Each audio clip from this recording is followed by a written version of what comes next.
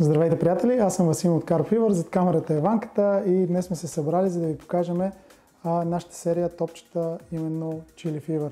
Смело можем да кажем, че ние ги използваме от доста време, на пазара са от известно време, защото трябваше да се убедиме и да дойде този момент, в който смело можем да говорим за топчето, че то работи. Ние ловиме на него на доста водоеми, както в страната, така и извън страната. Имаме риби, немалко, немалки, и сме доста щастливи. В интерес на истината, да, донапаснахме го, донаправихме го и последната година, година и половина, откакто е на пазара, то носи резултати не само на нас, ами и на доста наши приятели, които го използват в риболовите си.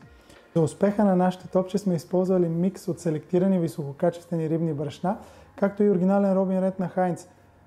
Използвали сме също така и екстракт от зеленоуст, амида, екстракт от дроб, щипка малки тайни. И ако реално искате да разберете повече, трябва да се намушите в един ето такъв пакет. И предлага се в разфасовки от 1 кг, както 15, така и 20 мм.